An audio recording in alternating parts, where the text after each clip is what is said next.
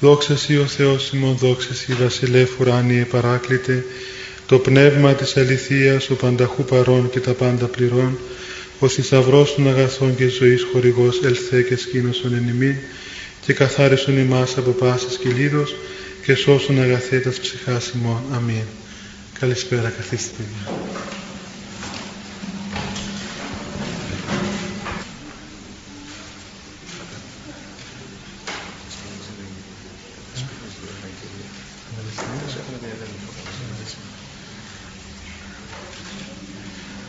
Έχει και μπροστά, παιδιά. Είναι μεγάλη ευλογία αυτή που σήμερα δίδεται αυτή η ευκαιρία, παιδιά, εδώ στον ναό που είναι αφιερωμένος στο Πανάγιο Πνεύμα και βρίσκεται σε έναν τόσο ωραίο χώρο του Πανεπιστημίου, και έτσι με την ευλογία του Αρχιεπισκόπου μας που δηλώνει αυτήν την μέριμνα και την αγάπη της Εκκλησίας για τα παιδιά της που σπουδάζουν και βρίσκονται σε μια ηλικία και σε έναν χώρο που είναι γεμάτος καλές ανησυχίες, και εμείς με τη βοήθεια του Θεού θα προσπαθήσουμε τις μας δυνάμεις, και έτσι περιμένουμε, Αντρέα.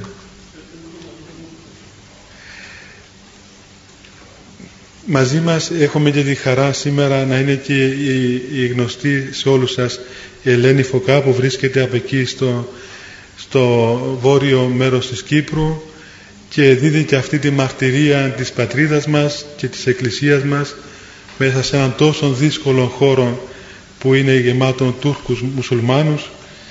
Και εσείς βέβαια ξέρετε πιο πολλά πράγματα, παρακολουθάτε και τη δημοσιότητα.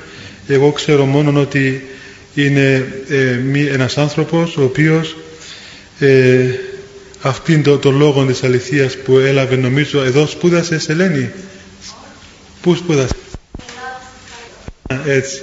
Ας είναι πάντως από το σχολείο αυτά βγήκε και τήρησε τον λόγο της διδασκαλίας και μαρτυρεί τον λόγο του Θεού εκεί, και εύχομαι τέτοιους ανθρώπους να έχουμε πάντοτε για να μας βοηθούν και εμάς.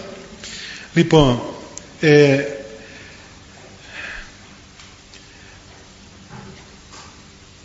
θα προσπαθήσουμε, παιδιά, να έχουμε μία σειρά έτσι ομιλιών σαν μια βάση για να μπορέσουμε να προχωρήσουμε στην αληθινή γνώση της πνευματικής ζωής, διότι οι πατέρες της Εκκλησίας μας έδιδαν πολύ βάση και πολύ έτσι προσοχή, ώστε ο άνθρωπος από την αρχή που θα αρχίσει να ξεκινήσει για την πνευματική του ζωή να βάλει πολύ σωστά τα πράγματα μέσα του, διότι η πνευματική ζωή, η Χριστός ζωή έχει πολύ λεπτότητα και πολύ ακρίβεια. Είναι παραδείγματος χάρη όπως, ας πούμε, μια χημική εξίσωση στην οποία πρέπει τα στοιχεία να μπουν με πολύ σωστόν τρόπο, διότι αν δεν τοποθετηθούν σωστά θα έχουμε λάθος αποτελέσματα, και καμιά φορά αυτά τα αποτελέσματα είναι πολύ οδυνηρά, κυρίως στην πνευματικό χώρο, στην πνευματική πορεία μας, και έτσι έδιναν πολύ προσοχή ώστε από την αρχή που θα αρχίσει ο άνθρωπος να λάβει σωστές γνώσεις, την σωστή γνώση. Γι' αυτό και εγώ θεώρησα καλό να αρχίσουμε να μιλούμε από την πρώτη βάση, από την βάση αυτήν της γνώσεως του ανθρώπου. Οι Άγιοι Πατέρες, αν και ήσαν άνθρωποι πνευματικοί και θεολόγοι με την έννοια όχι των σημερινών που σπουδάζουμε στα πανεπιστήμια και πιάνουμε ένα χαρτί που λέει θεολόγοι, αλλά ήσαν θεολόγοι άνθρωποι οι οποίοι μιλούσαν με τον Θεό και μιλούσαν περί του Θεού από την εμπειρία τους, έγραψαν λόγους και έργα περί του ανθρώπου. Ακόμα δεν ξέρετε ότι και η Αγία Γραφή, η Παλαιά Διαθήκη, αρχίζει το λόγο της προς τους ανθρώπους με το να ομιλεί περί της κτήσεως του κόσμου και της κτήσεως του ανθρώπου. Έτσι λοιπόν και εγώ σήμερα θα προσπαθήσω να πω μερικά πράγματα για αυτόν το μεγάλο γεγονός, για να καταλάβουμε το πόση σημασία έχει να είναι κανείς άνθρωπος και πόση σημασία έχει το ότι ο Θεός έγινε άνθρωπος και έδωσε σε εμάς τη δυνατότητα να γίνουμε θεοί. Γι' αυτό λοιπόν θα πω μερικά πράγματα που ασφαλώς τα ξέρετε και από τα σχολεία, από τα παιδικά χρόνια, αλλά είναι απαραίτητα για να μπορέσουμε πάνω σε αυτά να οικοδομήσουμε το υπόλοιπο οικοδόμημα που με τη χάρη του Θεού θα προσπαθήσουμε να επιτύχουμε. Είναι γνωστό σε όλους μας ότι λέμε στην Εκκλησία ότι ο Θεός έγινε άνθρωπος για να θεώσει τον άνθρωπο. Εμείς οι σημερινοί άνθρωποι, δηλαδή άνθρωποι μετά την πτώση του πρώτου Αδάμ, του πρώτου ανθρώπου, δεν γνωρίζουμε πώς ο άνθρωπος βγήκε από τα χέρια του Θεού. Ξέρουμε βέβαια από την Αγία Γραφή ότι ο Θεός έκανε τον άνθρωπο κατ' εικόνα του και καθ' ομοίωσήν του. Η Αγία Γραφή δεν είναι ένα βιβλίο επιστημονικό, ούτε βιβλίο ανθρωπολογίας, ούτε γεωγραφίας, ούτε αστρονομίας, ούτε τίποτα από όλα αυτά. Και είναι γελοί φόβοι αυτοί οι οποίοι παρουσιάζονται κατά καιρούς, οι οποίοι φοβούνται μήπως, ας πούμε, εάν τυχόν βρεθούν απολιθώματα ή αν τυχόν βρεθούν, ξέρω εγώ, αστροναύτες οι οποίοι θα ανακαλύψουν άλλες ζωές στους άλλους πλανήτες, τότε τι θα πάθει η Εκκλησία δηλαδή και τι θα πάθει η Αγία Γραφή, θα τρόπον να κινδυνεύει να καταρρεύσει. Δεν υπάρχει κανένας τέτοιος κίνδυνος, διότι η Αγία Γραφή ομίλησε περί άλλου γεγονότος. Το γεγονός το οποίο αφορά εμάς τους χριστιανούς είναι ότι ο Θεός εκ του μη όντως, εκ του μηδενός, από άπειρην αγάπην κινούμενος, δημιούργησε τον άνθρωπον. Δημιούργησε τον άνθρωπον κατ' εικόνα δική του και καθ' ομοίωσήν του. Δηλαδή του έδωσε την εικόνα του, όλα τα χαρίσματα που έχει αυτός, δηλαδή τρόποντινά έκανε ένα αντίτυπο του εαυτού του, μια φωτογραφία του εαυτού του. Αυτό σημαίνει κατ' εικόνα. Όσα έχει ο Θεός στη φύση του τα έδωσε ως δώρο, ως δωρεάν χάρη σε εμάς, και έτσι δεικνύει δηλαδή τη μεγάλη αξία του ανθρώπου, διότι ο άνθρωπος είναι ο βασιλιάς όλης της κτήσεως, είναι το κέντρο ολοκλήρου της δημιουργίας. Γνωρίζουμε από την Αποκάλυψη ότι ο πρώτος άνθρωπος, ο Αδάμ, ο οποίος είχε ως κύριον έργο εις τον παράδεισο, σε αυτήν το χώρο που ο Θεός τον έβαλε, λειτουργούσαν όλες οι δυνάμεις μέσα του φυσιολογικά, και έτσι ολόκληρη η αγάπη του, ολόκληρη η επιθυμία του, ολόκληρος ο νους του, η καρδία του, η ισχύς του, η δύναμής του λειτουργούσαν προς τον Θεό και δια του Θεού εις την κτήσιν. Αγκάλιαζε τη κτήσιν ολόκληρη με φυσικών τρόπον ο Αδάμ, διότι ολόκληρες οι δυνάμεις του ήσαν ενοποιημένες, δεν είχε ακόμα διασπαστεί η προσωπικότητά του. Ξέρουμε ότι μετά την παράβαση της εντολής του Θεού αμέσως διεκόπηκε η κοινωνία με τον Θεό, διασπάστηκε η προσωπικότητα, και έτσι έχουμε πλέον την εισβολή μέσα στον άνθρωπο των παθών και της αμαρτίας. Η αμαρτία και τα πάθη δεν είναι τίποτα άλλο παρά διαστροφές των ανθρωπίνων καταφύσιν ενεργειών, αυτών δηλαδή των δωρεών που ο Θεός έδωκε στον άνθρωπο. Δηλαδή ο Θεός έδωσε στον άνθρωπο την αγάπη, αφού αυτός είναι αγάπη, και διαστράφει αγάπη και έγινε μίσος. Από ανιδιοτελή αγάπη έγινε ιδιοτελή αγάπη.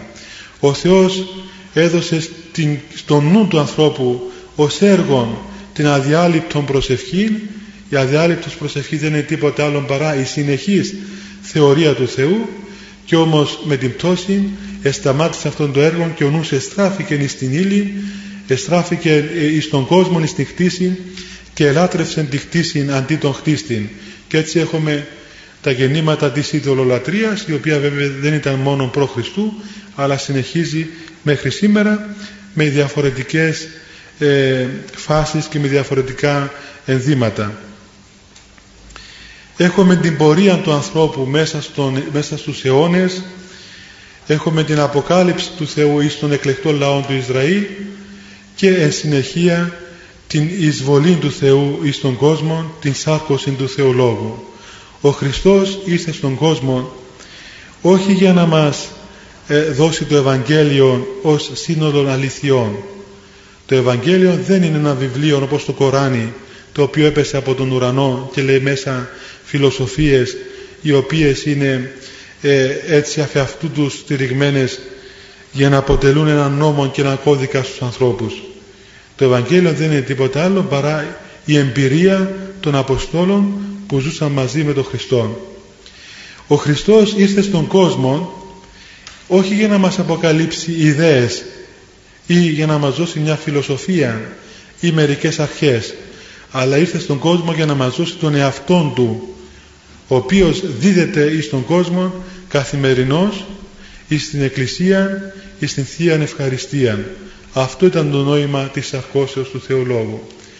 Και δίδοντας τον εαυτόν Του στον κόσμο, ταυτόχρονα ανέλαβε τον κόσμο επάνω Του. Έγινε άνθρωπος, εθέωσε την ανθρώπινη φύση την δική Του, την ανέλαβε εις τον ουρανό, την εκάθισε εκ δεξιών του Θεού Πατρός και συνεχεία μας έδειξε ότι και σε εμάς πλέον ανήκει αυτός ο δρόμος και αυτή η θέση της δόξας του ανθρωπίνου σώματος, του ανθρώπου στο σύνολό του.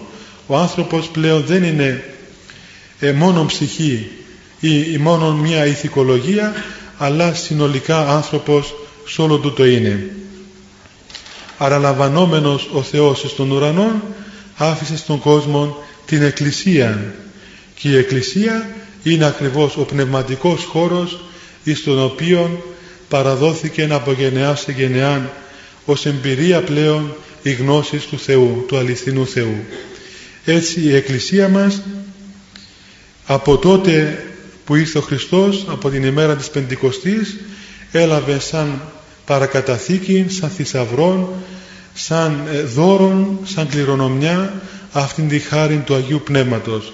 Και αυτή τη χάρη του Αγίου Πνεύματος δίδει από γενεά σε γενεά εις τους ανθρώπους οι οποίοι ακολουθούν αυτήν τη μέθοδο της Εκκλησίας, την μέθοδο των Αποστόλων, και έτσι έχουμε μέσα σε αυτήν την πορεία το σύνολο των Αγίων, οι οποίοι είναι η επαλήθευση του Λόγου του Θεού, η επαλήθευση του Ευαγγελίου. Πολλές φορές διερωτόμαστε όλοι, και ιδιαίτερα οι νέοι άνθρωποι, για το γεγονός της υπάρξεως της αμαρτίας και γιατί μια πράξη είναι αμαρτία και τι σημαίνει αμαρτία. Αυτό έχει μεγάλη σημασία για το θέμα μας, για τον άνθρωπο, διότι όπως είπαμε προηγουμένως, εμείς δεν γνωρίζουμε ποιος είναι ο καταφύσιν άνθρωπος. Δεν είδαμε τον πρώτον άνθρωπο, ξέρουμε τον σημερινόν άνθρωπο, τον εαυτό μας, τους γύρω μας, οι οποίοι μπορούμε να πούμε κανείς από μας δεν είναι ο φυσιολογικός άνθρωπος, ο καταφύσιν άνθρωπος. Έχουμε δηλαδή τον άνθρωπο που έπλασε ο Θεός, τον Αδάμ, ο οποίος είναι ο καταφύσιν άνθρωπος. Έχουμε μετά την πτώση τον άνθρωπο που είμαστε εμείς, που γνωρίζουμε, ο οποίος είναι ο παρά την φύση άνθρωπος, ο υπάνθρωπος, ας το πούμε. Και έτσι έχουμε μετά τη σάρκωση του Χριστού τον νέον Αδάμ, ο οποίος είναι ο θεάνθρωπος. Έχουμε τον άνθρωπο, τον υπάνθρωπο και τον θεάνθρωπο. Τώρα η Εκκλησία καλεί όλους μας, ο Χριστός, να προχωρήσουμε, να αναλάβουμε, να βρούμε τον εαυτό μας, να βρούμε τον πραγματικό εαυτό μας. Αυτή η έβρεση του πραγματικού εαυτού δεν είναι τίποτα άλλο παρά μια πορεία επιστροφής προς τα πίσω. Δηλαδή να επιστρέψουμε στην καταφύση δημιουργία μας, εκεί όπου όπως ο Θεός μας έπλασε, και εν συνεχεία, αφού εργαστούμε αυτόν τον χώρο, αυτήν την θέση, να υπερβούμε ακόμα και αυτήν τη θέση και να ανέβουμε στην υπερφυσική κατάσταση, η οποία είναι η θέωση. Και αυτό δεν είναι ηθικολογία ούτε φιλοσοφία, αλλά είναι εμπειρία. Και δόξα τω Θεώ, στην Εκκλησία μας μέχρι σήμερα υπάρχουν άνθρωποι και θα υπάρχουν άνθρωποι πάντοτε οι οποίοι έφτασαν σε αυτήν την κατάσταση της θεώσεως, και σε αυτήν την κατάσταση λειτουργούν πλέον όλες οι ενέργειες τις οποίες έδωσε ο Θεός σε εμάς στην ώρα της δημιουργίας μας, και αποδεικνύουν ανα πάσα στιγμή ότι αυτά τα οποία ο Χριστός εφανέρωσε στον κόσμο είναι πραγματικότητες και αλήθεια. Εάν θέλαμε σήμερα να κατατάξουμε την θεολογία, την Εκκλησία στο πανεπιστήμιο, ας το πούμε, στο χώρο του πανεπιστημίου, θα ήταν μεγάλο λάθος εάν την κατατάσσαμε όπως κατατάχθηκε δυστυχώς στον χώρο, ας πούμε, της φιλοσοφικής σχολής ή της νομικής σχολής ή ξέρω εγώ της ψυχολογικής σχολής ή των κοινωνιολογικών επιστημών κτλ. Το ότι στον ελλαδικό χώρο η θεολογική σχολή κατατάχθηκε στις θεωρητικές επιστήμες είναι αποτέλεσμα ακριβώς μιας λαθασμένης νοοτροπίας, μιας δυτικής επίδρασης, κατά την οποία η θεολογία, η εμπειρία του Θεού ήταν θέμα γνωσιολογικών, οπότε ήταν φιλοσοφία και ήταν νοησιαρχία. Σήμερα ένας Ορθόδοξος, ένας Άγιος θα κατέτασε άνετα την Εκκλησία στην ιατρική σχολή, διότι η Εκκλησία δεν είναι τίποτα άλλο παρά ένας πνευματικός χώρος όπου θεραπεύεται ο πνευματικά άρρωστος άνθρωπος, και δεν το θεραπεύει ως διαμαγείας, ούτε τον θεραπεύει με ευχές, αλλά το θεραπεύει με συγκεκριμένη μέθοδο, η οποία μέθοδος έχει πειραματιστεί επί των Αγίων, έχει αποδείξει την αλήθεια της μεθόδου, έχει καταντήσει σε αξίωμα και έχει αναχθεί πλέον εις επιστημονική οδόν, διότι χιλιάδες, εκατομμύρια άνθρωποι δια της μεθόδου αυτής βρήκαν την πνευματική υγεία και την πνευματική ισορροπία, η οποία δεν είναι τίποτα άλλο παρά η επιστροφή του ανθρώπου εις των χώρων, εις των τρόπων, εις το αξίωμα της πρώτης δημιουργίας του από τον Θεό και εν συνεχεία της αναβάσεώς του εις την κατάσταση της θεώσεως. Ήθελα να σας πω, παιδιά, ότι αν θέλετε εντωμεταξύ να ρωτάτε κάτι, να κάνουμε έτσι μικρά διαλύματα, να ρωτάτε για να μην προχωρώ κι εγώ και γίνεται μονόλογος στο τέλος, γιατί νομίζω περισσότερη σημασία έχει να μιλούμε, να διαλεγόμεθα, παρά να αναγκάζομαι εγώ να λέω συνέχεια πράγματα από το δικό μου το μυαλό. Έτσι, αν θέλετε κάτι να ρωτήσετε, μέχρι σε αυτά που είπαμε. Τέλος πάντων, ίσως να ντρέπεστε κιόλας. Φανταστείτε εγώ που δεν ντρέπομαι και σας κάνω και το δάσκαλο. Καλά, προχωρούμε. Είπαμε λοιπόν ότι η Εκκλησία κατατάσσεται υπό ορθόδοξον άποψη εις το χώρο της ιατρικής, διότι πράγματι πρόκειται περί ιατρίας, και σε αυτόν των νοσοκομείων το πνευματικό ο ιατρός δεν είναι άνθρωπος, αλλά είναι ο ίδιος ο Θεός, και ο οποίος λειτουργεί, διακονεί τους ασθενείς ανθρώπους δια των Αγίων Του, οι οποίοι έχουν εμπειρία αυτής της θεραπευτικής οδού. Από τη μικρή μου πείρα, την προσωπική μου ως ασθενής άνθρωπος, και από την πείρα μου ως ιερέας, μοναχός, μπορώ να πω ότι πράγματι είναι γεγονός ότι συναντούμε καθημερινά ολόκληρη αυτήν την τραγωδία της διασπάσεως της ανθρώπινης προσωπικότητας, και ανακαλύπτουμε ότι η αμαρτία είναι η μεγαλύτερη ασθένεια του ανθρώπου. Λέω καμιά φορά και στον εαυτό μου και σε άλλους ανθρώπους ότι θα ήταν, ας το πούμε έτσι, ευχής έργο η αμαρτία να θεράπευε τον άνθρωπο, και σήμερα οι πιο πολλοί άνθρωποι θα ήταν όλοι υγιείς ή τουλάχιστον ευτυχισμένοι, διότι σήμερα καταργήθηκε αυτή η έννοια και εθεοποιήθηκε η αμαρτία, και άρα λοιπόν εάν κάνεις, ξέρω εγώ, πράγματα τα οποία είναι παραβάσεις της καταφύσιν δημιουργίας σου, θεωρούνται φυσιολογικά, ενώ αν αντιστρατευτείς θεωρείται αυτό ότι είναι παραφύσιν και ότι πρέπει να είσαι άρρωστος για να μην κάνεις αυτά που κάνουν όλοι. Όμως το παράδοξο είναι ότι όσο απελευθερώνεται ο άνθρωπος, όσο επιτελεί αυτά τα οποία θεωρούνται ή θεωρούνται αμαρτίες, περισσότερο εμπλέκεται σε μια άρρωστη κατάσταση, ο οποίος δεν μπορεί να βγει από μέσα, και τελικά εάν η ψυχή του παραμείνει ζωντανή, τότε θα γευθεί πολύ πικρά αυτόν τον δρόμο στον οποίο μπήκε μέσα, και μετά πολλών δακρύων θα θελήσει να βγει.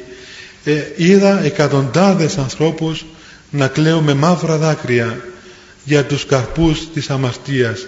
Δεν είδα κανέναν άνθρωπο να κλάψει γιατί ακολούθησε τον δρόμο της εμπειρίας των Αγίων.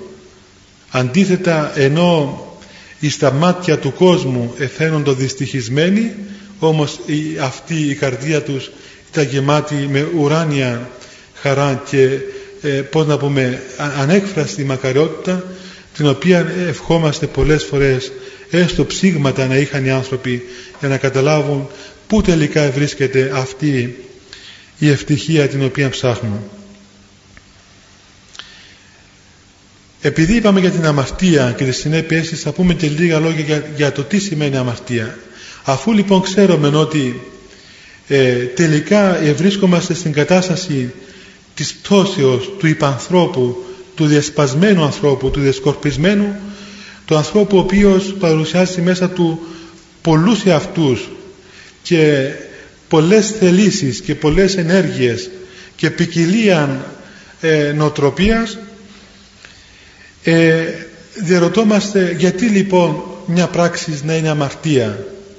Και λένε πολλά παιδιά, ας πούμε, γιατί πάτερ, αυτό το πράγμα που είναι τόσο ωραίο, μας ευχαριστεί, είναι στα μάτια μας τόσο, ας πούμε, έτσι λαμπερό, δηλαδή όπως τα ωραία ρούχα μέσα στις βιτρίνες, η Εκκλησία να έρχεται να μας απαγορεύει να το δοκιμάσουμε, μας απαγορεύει να το χαρούμε, και είναι η Εκκλησία τόσο σκληρή, δηλαδή εμφανίζεται στα μάτια των ανθρώπων σαν μια κακή μάγισσα, η οποία, ας πούμε, δεν αφήνει τα μικρά παιδιά της να γευθούν και να χαρούν τη ζωή τους. Γιατί έτσι της κατέβηκε της Εκκλησίας να πει, ξέρω εγώ, ας πούμε, ότι αυτές οι πράξεις είναι αμαρτία, ή μήπως ο Θεός εκάθισε και σκέφτηκε εκεί στον ουρανό που είναι και είπε, ας πούμε, να βγάλω μερικές πράξεις σαν αμαρτίες για να τυραννώ τους ανθρώπους. Αυτές οι αντιλήψεις εδόθησαν εις το Μεσαίωνα, εις την Δύση, και εν μέρη βρίσκονται και στο μουσουλμανισμό, και έτσι εισχώρησαν, ας πούμε, και στο λαό μας. Στην Ορθόδοξο μας παράδοση ουδέποτε υπήρχε αυτή η αντίληψη. Η αμαρτία είναι αμαρτία ως συγκεκριμένες πράξεις, διότι δεν είναι μες στη φύση του ανθρώπου, διότι ο πρώτος άνθρωπος, ο Αδάμ, ευρισκόμενος στον παράδεισο, ευρισκόμενος στην καταφύση δημιουργία του, δεν έπρατε αυτά τα πράγματα, δεν λειτουργούσε κατά αυτόν τον τρόπο. Οπότε η αμαρτία δεν είναι τίποτα άλλο παρά τα συμπτώματα και η ίδια η αρρώστια. Και οι εντολές του Θεού, το να μην πεις ψέματα, να μην κλέψεις, να μην σκοτώσεις, να μην επιθυμήσεις, να μην κάνεις, ας πούμε, σαρκικές αμαρτίες, αυτά δεν είναι τίποτα άλλο παρά τα αντίδοτα και παρά η θεραπευτική αγωγή, η οποία δίδεται ώστε ο άνθρωπος να αποβάλει από μέσα του αυτόν το δηλητήριο της ασθένειας και να μπορέσει να λειτουργήσει κατά φύση. Και έτσι με πολλή φιλανθρωπία και με πολλή αγάπη ο Θεός εντόπισε την αμαρτία για να μας ευκολύνει. Κατά ακρίβεια, ο Θεός δεν έπρεπε να μας δώσει εντολές. Είναι προσβολή στην ανθρώπινη φύση οι εντολές, και αυτό και όταν ο άνθρωπος υπερβεί, φύγει από την κατάσταση του δούλου, τότε καταργούνται και οι εντολές, διότι, όπως λέει ο Απόστολος Παύλος, δικαίων νόμος ουκ είτε, στον δίκαιον δεν υπάρχει νόμος, διότι πλέον ο δίκαιος λειτουργεί φυσιολογικά. Δεν χρειάζεται να του πει ο Θεός δηλαδή να μην κλέβει, να μην λέει ψέματα, να μην αμαρτάνει, διότι η φύση του πλέον λειτουργεί αρμονικά, και αυτή η ενάρετος ζωή είναι πλέον φύσης για αυτόν και δεν χρειάζονται οι εντολές. Μένει μόνο τρία πράγματα: η πίστη στον Θεό, η οποία πίστη δεν είναι θεωρία, δεν είναι φιλοσοφία, ας πούμε, γιατί είναι θεωρία από το ρήμα θεωρώ βλέπω, είναι όραση του Θεού, είναι εμπειρία του Θεού. μένει η ελπίς στην έλευση του Χριστού και στην είσοδο του ανθρώπου στην Βασιλεία του Θεού, και μείζον πάντων η αγάπη, δηλαδή η ένωση, αυτή η ερωτική ένωση του ανθρώπου μετά του Θεού, και κατά την οποία ο άνθρωπος θεούται και ταυτόχρονα αγκαλιάζει κατά τρόπον απόλυτον ολόκληρον τη δημιουργία σε σχέση αγάπης, σε σωστή σχέση ως άνθρωπος υγιής και θεραπευμένος από την αμαρτία.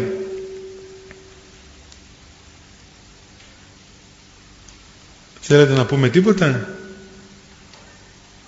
Ναι.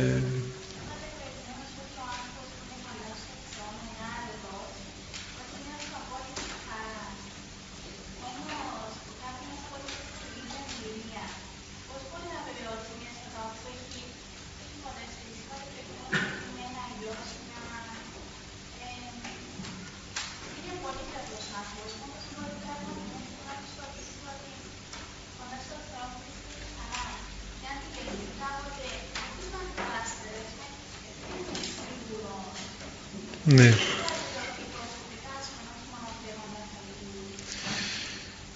Είναι γεγονός ότι ο άνθρωπος ζει μια τραγωδία μέσα του, και είναι η τραγωδία της δεσπασμένης προσωπικότητάς του. Βλέπετε, ο άνθρωπος έχει, όπως είπαμε προηγουμένως, αποφασίζει ας πούμε να κάνει έναν έργο αγαθών. Σε λίγο όμως, πιεζόμενος από εξωτερικούς ή εσωτερικούς παράγοντες, κάνει άλλα πράγματα από ό,τι θέλει. Τον πιάνουν οι τύψεις, οι ενοχές, δημιουργείται μέσα του τρόποντινά μία διάσπαση, άλλα θέλει και άλλα κάνει. Είναι τα συμπτώματα της αρρώστιας, της ασθενείας. Όμως πρέπει να μάθουμε ότι οι σχέσεις μας με τον Θεό δεν είναι σχέσεις αναμαρτησίας, δηλαδή δεν είναι ότι εμείς θα καταστούμε από την πρώτη στιγμή αναμάρτητα όντα και ηθικές προσωπικότητες τέλειες, ώστε από αυτά να βγαίνει μία χαρά η οποία έχει ως βάση τον εγωισμό και την ίηση. Οι σχέσεις μας με τον Θεό είναι σχέσεις αγάπης, σχέσεις παιδιών προς τον πατέρα τους, και σχέσεις, για να πούμε και την ορολογία των πατέρων, σχέσεις μετανοίας. Στην Ορθόδοξη Εκκλησία δεν υπάρχει αναμαρτησία, υπάρχει μετάνοια. Η μετάνοια δηλαδή είναι αυτή η αίσθηση του ανθρώπου ότι όντως παραβαίνει την εντολή του Θεού, η οποία εντολή του Θεού είναι η θεραπεία του, και λειτουργεί διαστραμμένα.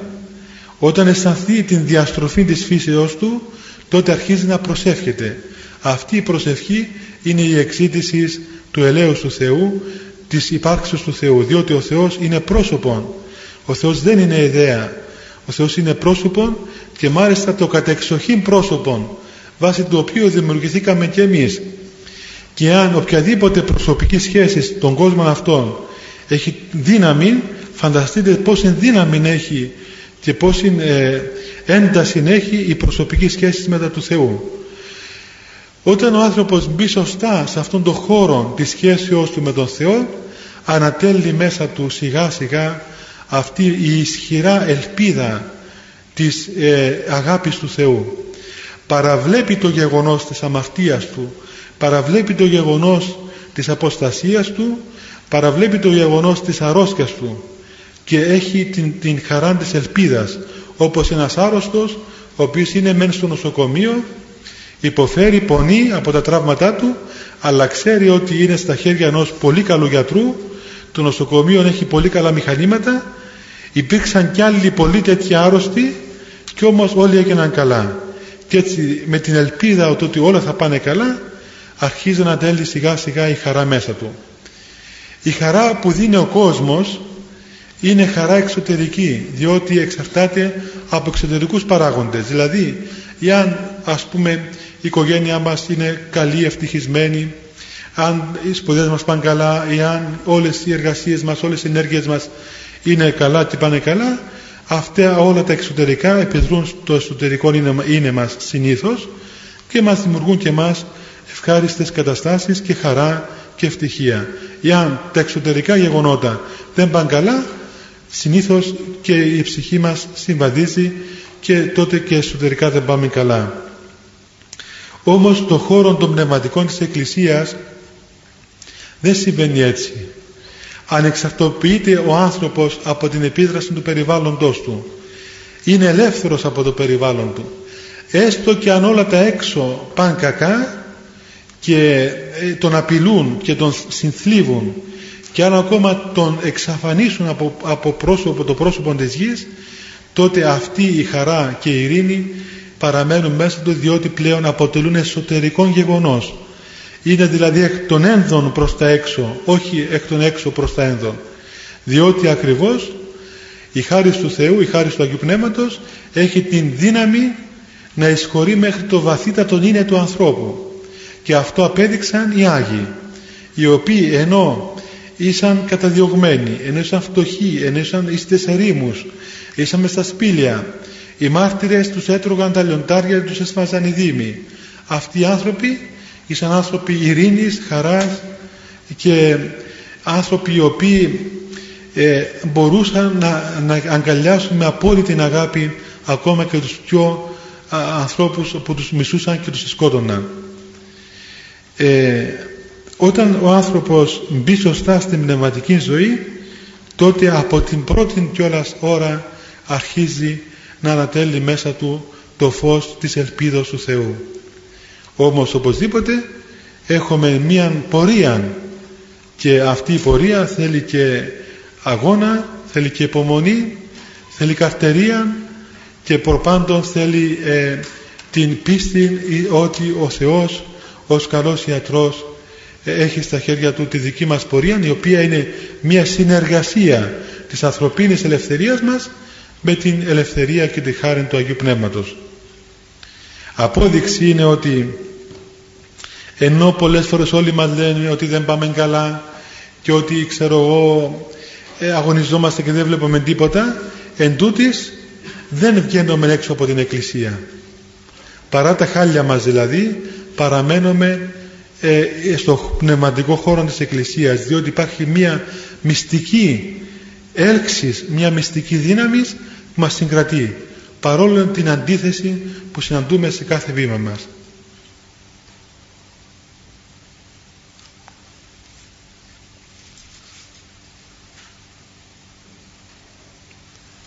Έχετε τίποτα άλλο ή να σκεφτώ εγώ να λέω συνέχεια?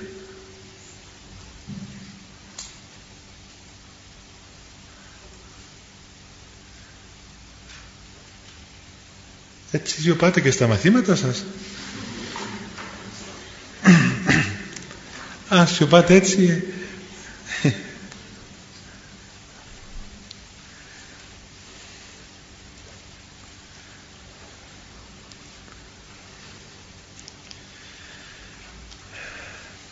ναι.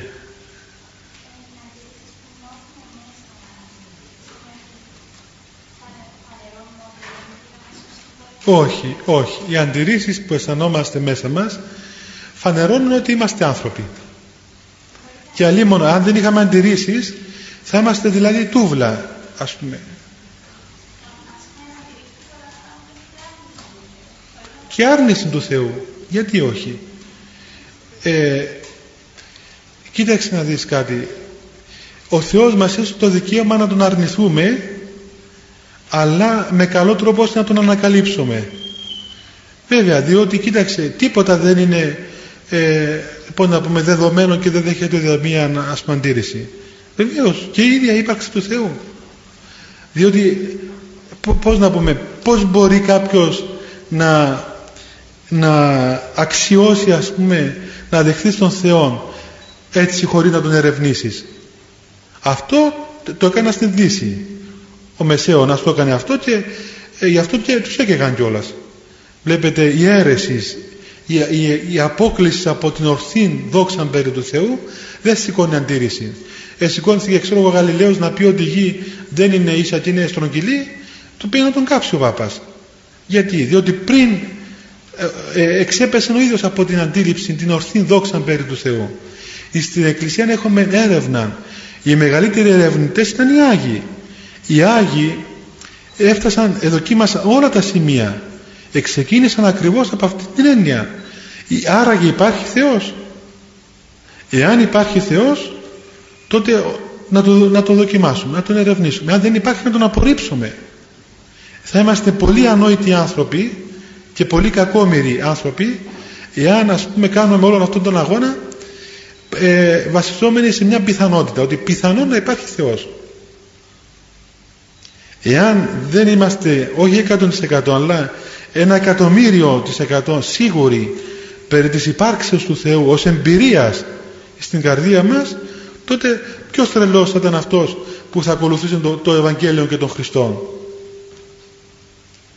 Αλίμονο δηλαδή, τότε πράγματι είμαστε τρελοί άνθρωποι να ακολουθούμε τον Χριστό με πιθανότητες, ότι πιθανόν να είναι έτσι.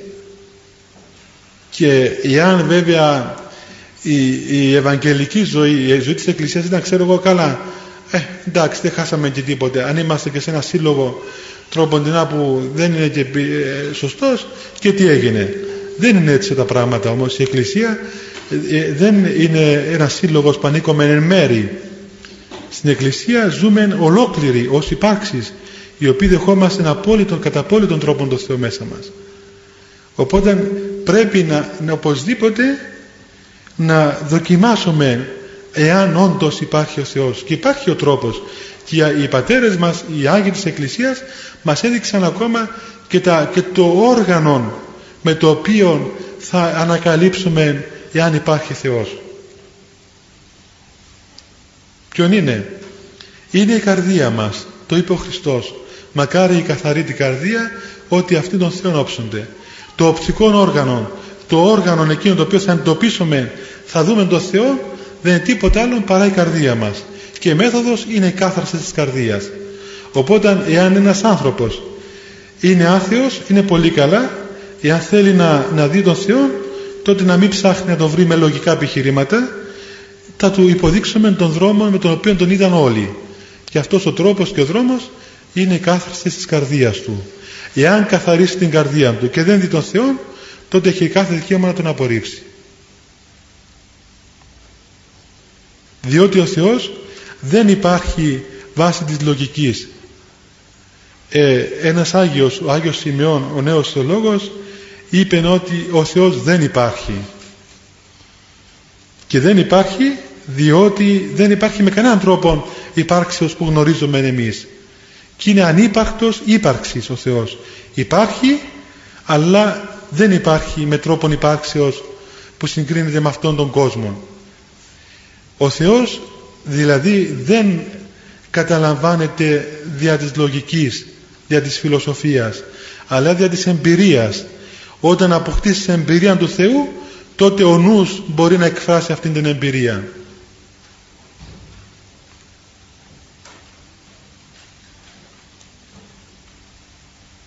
Ναι, παιδί μου.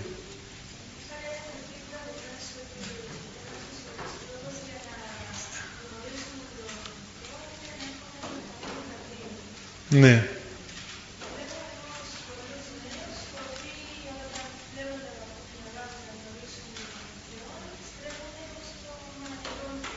Ναι.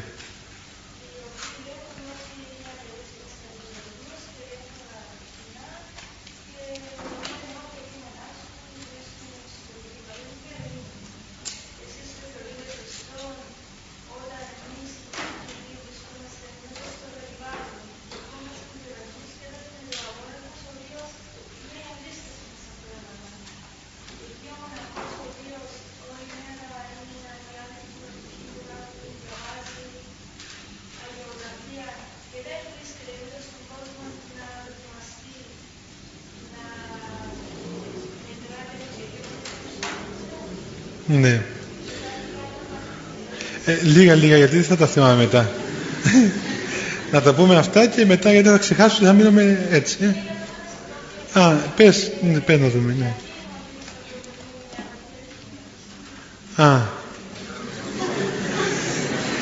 Δεν είσαι δημοσιογράφος πάντως, είναι.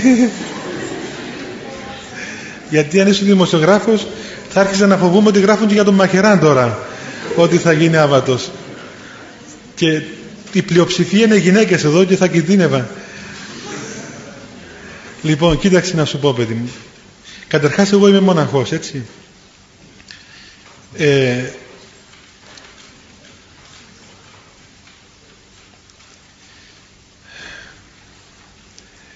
Στην Εκκλησία δεν υπάρχουν τάξεις ανθρώπων. Όλοι οι άνθρωποι βρίσκονται ενώπιον του Θεού και ο κάθε άνθρωπος ρυθμίζει τη στάση του ανάλογα στο Θεό, ανάλογα με την αγάπη του, έτσι.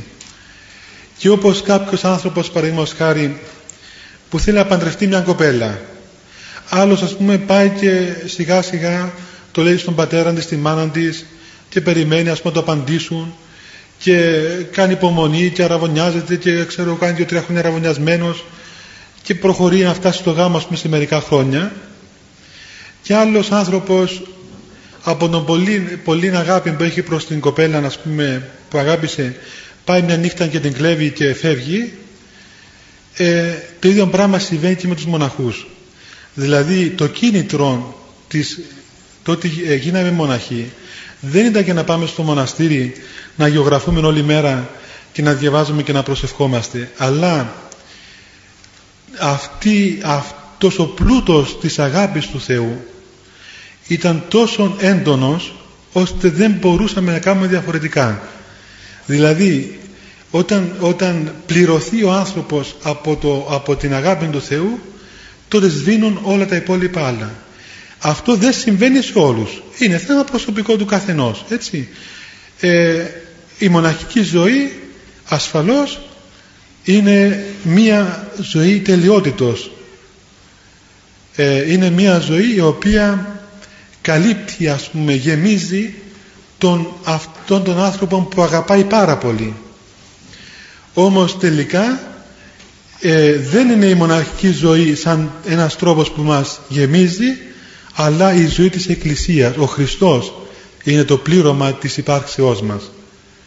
Και εμείς που είμαστε μοναχοί καταλαβαίνουμε ότι δεν είναι η μοναχική ζωή, δεν είναι η ζωή στο βουνά, ούτε η ζωή στις πόλεις η οποία παίζει ρόλο, αλλά ο Χριστός, ο οποίος είναι το κέντρο της αγάπης μας, το κέντρο της υπάρξεώς μας, το πλήρωμα του είναι μας. Ο τρόπος με τον οποίο πορευόμαστε να κατακτήσουμε αυτόν τον Χριστόν, αυτόν το πλήρωμα της αγάπης, είναι θέμα προσωπικής ελευθερίας. Άλλος γενόμενος μοναχός, άλλος ζώντας ως μέλος της Εκκλησίας. Η Εκκλησία είναι το σώμα του Χριστού, όχι ο μοναχισμός. Ο μοναχισμός είναι ένα μέρος της Εκκλησίας. Η Εκκλησία είναι το σύνολο.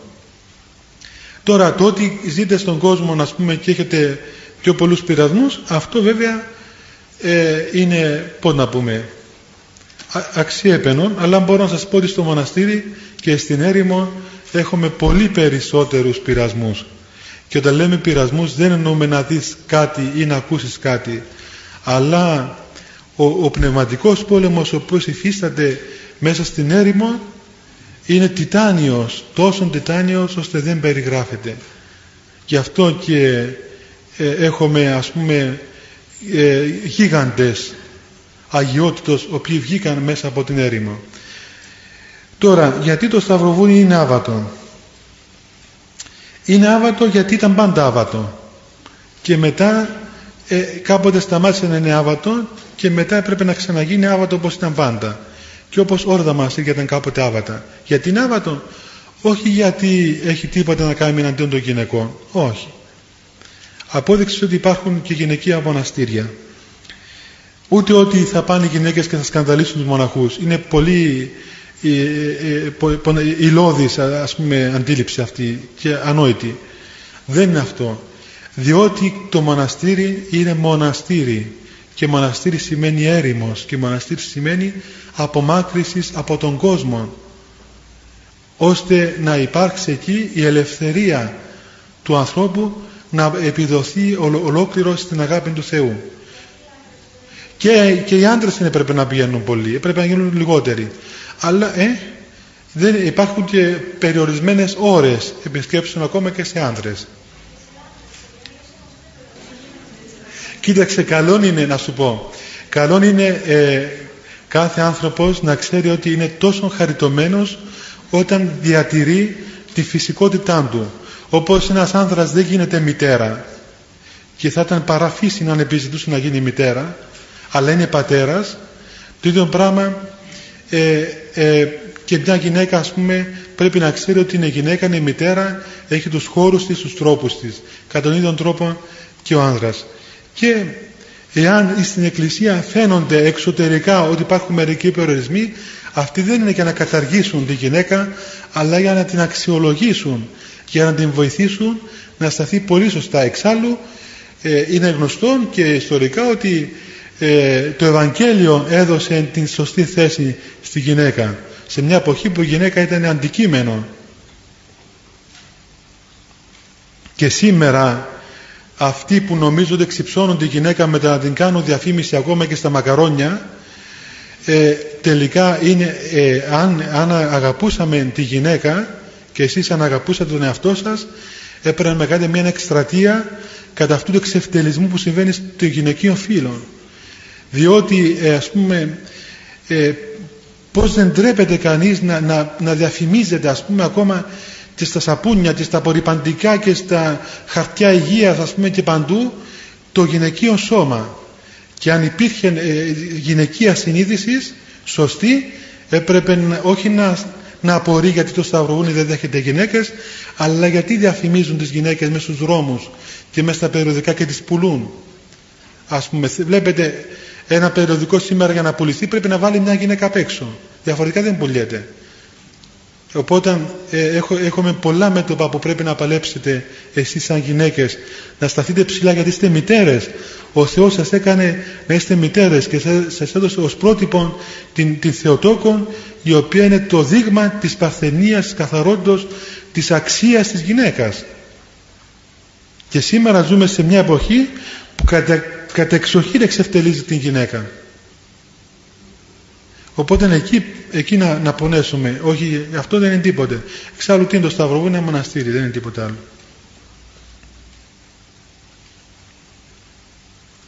Ναι, Γέροντα. Θα σταθώ λίγο πάνω στο θέμα που ανέφερε η Μητέρα, ότι απαγορεύεται στις γυναίκες το Σταυρογούνι. Και το φέρνω συνεχώς δείγμα και το έχω σαν παράπονο. Θέλω και ένα παράδειγμα το άλλο. Στο γερόν απαγορεύεται να μπει η γυναίκα. Γιατί δεν το φέρνω σαν παράπονο και να δούμε γιατί απαγορεύεται? Υπάρχει στη Δύση αυτό και κάναν και γυναίκες ιερείς. Ναι. Θέλετε τίποτα άλλο, παιδιά, ή να σταματήσουμε? Ναι, παιδί μου. Ναι, να το πούμε στην επόμενη φορά, γιατί τώρα είναι 8 η ώρα και είναι μεγάλη υπόθεση. Αυτό ήταν τα προκαταρκτικά, παιδιά, να μας συγχωρήσετε για μερικές ατέλειες και που είστε μερικοί όρθιοι. Δεν ξέραμε και εμείς εδώ σήμερα τι θα συναντούσαμε και έτσι ήταν πειραματική αυτή η πρώτη μας συνάντηση. Ευχαριστούμε που ήρθατε. Ευχόμαστε Θεό να σας ευλογεί και να βοηθήσει να έρχεστε πάντα.